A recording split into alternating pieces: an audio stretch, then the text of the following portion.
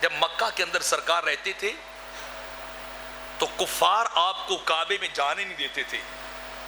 حضرت ابو طلحہ رضی اللہ تعالیٰ عنہ آپ کعبے کے کفش بردار تھے, کنجی آپ کے پاس تھی کعبے کی. ایک دن سرکار گئے کعبے میں داخل ہونے لگے تو ابو طلحہ نے روک دیا, جی کفار مکہ اور سرداران قریش کا فیصلہ ہے, ہر کوئی کعبے میں جا سکتا ہے, ایک محمد مصطفیٰ نہیں جا سکتے ہیں, آپ کو کعبے کے اندر داخلے کی اجازت نہیں ہے. جب انہوں نے انکار کیا, چابی نہ دی, تو آقا علیہ الصلوۃ والسلام اس طرح دیکھا اور تھوڑے سے مسکرائے اور مسکرا کے فرمایا کبھی چابی تم سے لے ہی لیں گے, کبھی وقت آئے گا تم سے چابی لے لیں گے.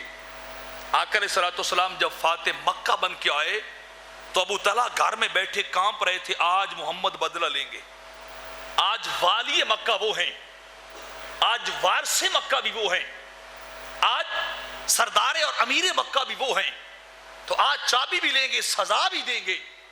تو ڈر رہے تھے, چھپ گئے. آقا علیہ الصلوۃ والسلام نے پوچھا بتاؤ ابو طلحہ کہاں ہیں؟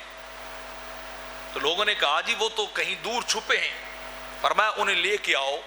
حضرت علی کو پتہ چلا, دوڑے دوڑے گئے, ان سے ملے اور وہ پریشان بیٹھے تھے.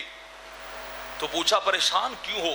اس نے کہا جی پریشان نہ ہوں تو اور کیا ہوں, یہی محمد تھے جن کو میں نے کعبے کی چابی نہیں دی تھی, آج وہ امیر اور مالک ہو چکے ہیں, تو آج بدلہ لیں گے, آج بدلہ لیں گے, مجھ سے انتقام لیں گے, چابی بھی لے لیں گے. تو مولا کائنات نے فرمایا گھبرا نہیں, تو چابی کی بات کرتا ہے, یہاں قاتلوں کو معافیاں مل جاتی ہیں, یہاں جانی دشمنوں کو معاف کر دیا جاتا ہے, اور تو چابی کی بات کرتا ہے, جا ان سے معافی کا طلبگار ہو.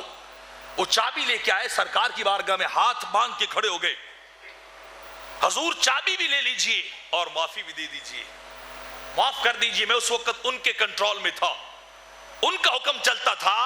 اللہ کے نبی مسکرائے, چابی پکڑی ہاتھ سے, اپنے ہاتھ نبوت والے ہاتھ میں لی, ید اللہ والے گورے گورے ہاتھ میں لی, اور چند سیکنڈ پکڑ کے پھر فرمایا جاؤ طلحہ یہ چابی ہم نے تمہیں عطا کر دی ہے, جاؤ طلحہ یہ چابی ہم نے تمہیں دے دی ہے.